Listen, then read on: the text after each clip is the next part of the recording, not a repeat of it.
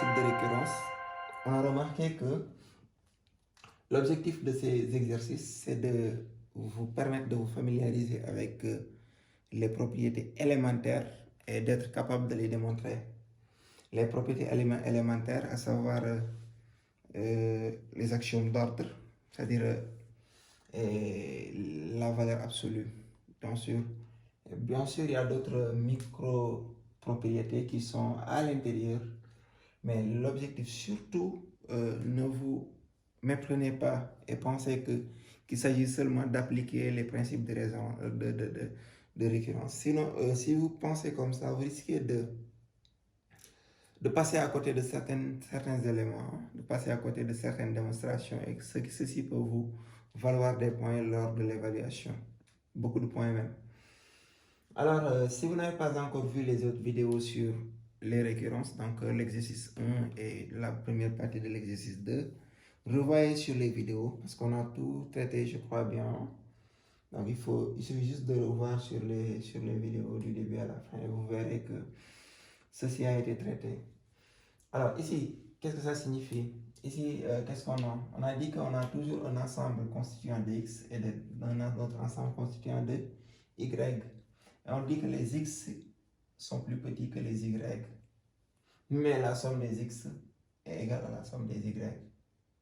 Donc, plus petit ou égal. Donc, essayez de raisonner comme ça.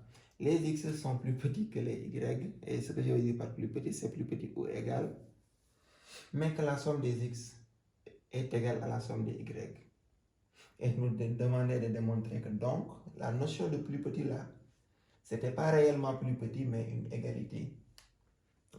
C'est ça que ça signifie. Donc, si on a x1, x2, x3, xn, y1, y2, y3, yn. Et on a les xi sont plus petits que les yi. Mais si on fait la somme des x, on trouvera la même chose que si on fait la somme des y. Et on demande de montrer que donc cette inégalité qu'on avait là, inférieure ou égale, n'est pas en réalité une inégalité, mais une égalité. Parce que vous savez que l'inférieur ou égal est inclus dans inférieur ou égal. Donc, c'est ça qu'on demande de démontrer. Si on a la somme, alors on a une égalité partout. Parce que si ce n'était pas vraiment une égalité partout, on n'allait pas pouvoir obtenir l'égalité de la somme. Si bien sûr, en respectant inférieur partout. Alors, comme d'habitude, on prend le premier rang et on voit ce que ça donne. Pour n égale 1, ceci veut dire que x1 inférieur ou égal à y1 plutôt. Et quoi? Et ceci veut dire que la somme des x, mais n'oubliez pas que x ça vaut 1. Donc somme des xi inférieure égale à somme des yi, donc x1 égale y1. Est-ce que ceci nous permet de dire que donc x1 égale y1? Oui, parce qu'on a ça ici. Donc pour 2, pour n égale 2, la première propriété, elle nous dit que les xi sont plus petits que yi, donc x1 inférieur ou égal à y1.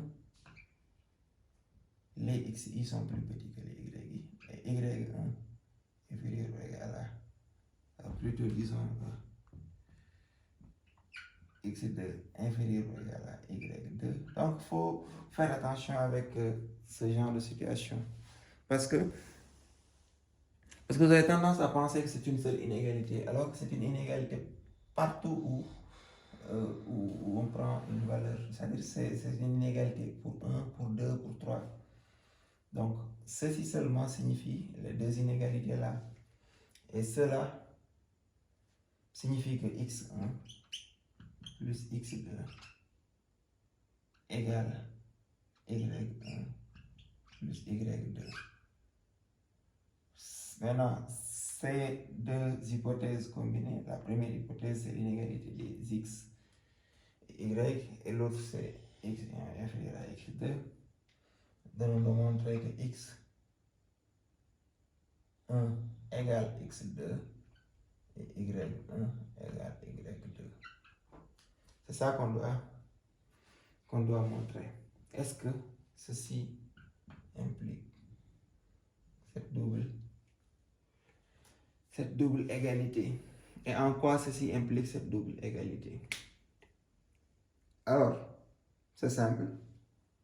On peut raisonner par absurde. On peut raisonner par absurde. Parce que déjà à la base, on sait que, je vais utiliser encore la couleur, ces deux-là nous permettent de dire que x1 plus x2 inférieur ou égal à y1 plus y2. Donc d'après la première ligne, il n'y a que, d'après les deux premières lignes, il n'y a que ce résultat qu'on peut obtenir.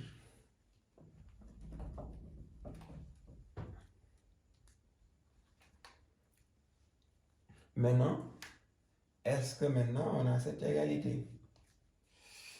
Alors, on va combiner ce résultat avec donc x1 plus x2 égale y1 plus y2.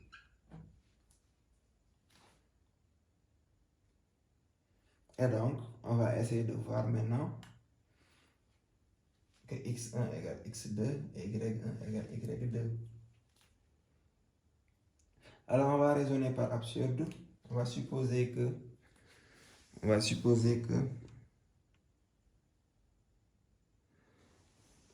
donc supposons que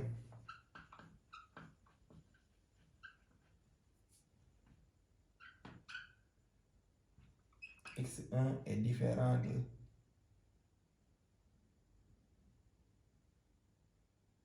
non, je veux dire que ça c'est, voilà, je savais qu'il y avait quelque chose qui n'allait pas. xi égale yi, donc c'est x1 égale y1 et x2 égale y2. Voilà, supposons que x1 est différent de combien? De y1. D'après la toute première propriété, on a x1 plus x2, on a x1 plus y1, x1 est inférieur ou égal à y1. Donc s'ils sont différents, c'est que donc x1 est inférieur à y1. Et si on a x1 inférieur à y1, cette propriété reste intacte. x2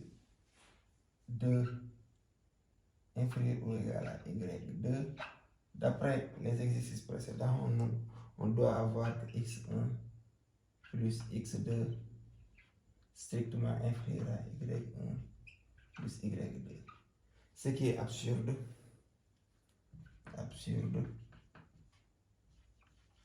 Pourquoi? Parce que ça va contredire cette propriété qui dit que x1 plus x2 égale y1 plus y2. Donc, de manière analogue, si on suppose aussi que y2 est différent de y1, bon, x2 est différent de y2, on aura donc x1, x2 qui est strictement inférieur à y2. Et d'après cette première propriété, on aura donc x1 inférieur ou égal à y1.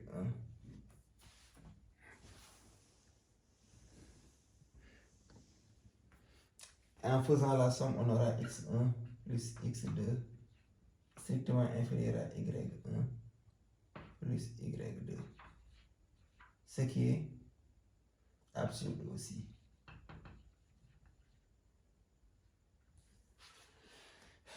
Donc on a une absurdité, ce qui veut dire que x1 ne peut pas être différent de x2 et que y1 et x2 ne peut pas être différent de Y2. Donc c'est tout pour le deuxième rang. La propriété donc elle est vraie au deuxième rang. Ceci veut dire que donc x1 est égal à x2. Bon, x1 est égal à y1 et x2 est égal à y2. Donc la propriété est vraie au deuxième rang.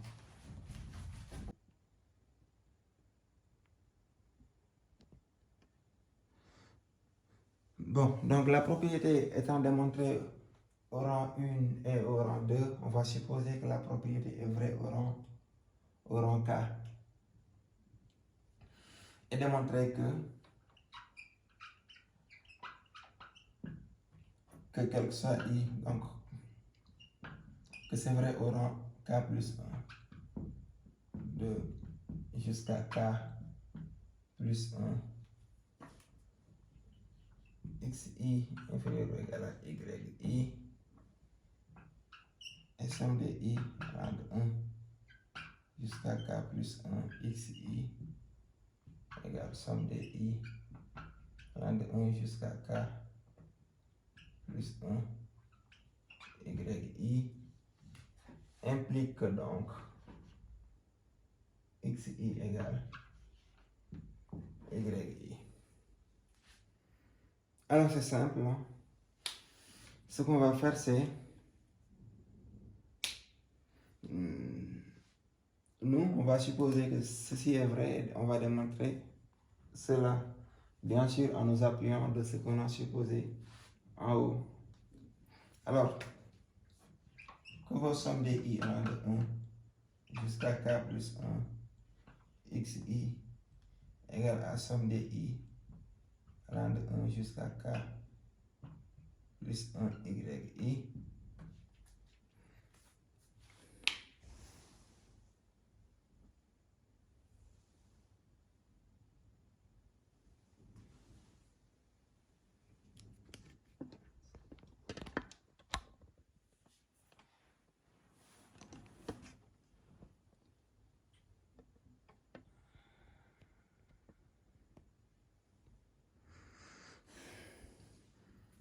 Ceci veut dire quoi?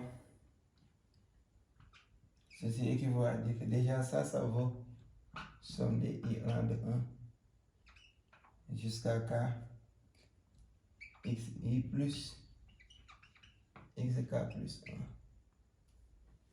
1 qui est égal à donc somme des I allant de 1 jusqu'à K xi plus y de K plus 1.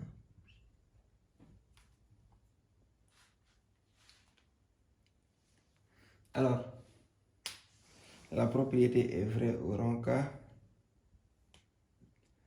On peut dire que donc la somme des I allant de 1 jusqu'à K xi est égale à la somme des I allant de 1 jusqu'à K yi. Voilà. Ce qui veut dire que cette somme est égale à cette somme. Si on soustrait de part et d'autre, il nous restera donc x K plus 1 égale YK plus 1. Donc, ceci est vrai. Bon, pour l'instant, on n'a pas la véracité au rang K plus 1. Mais déjà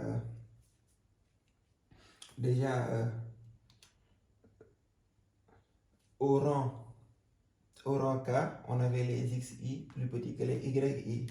Donc, on peut dire or au rang K, quel que soit I allant de 1 jusqu'à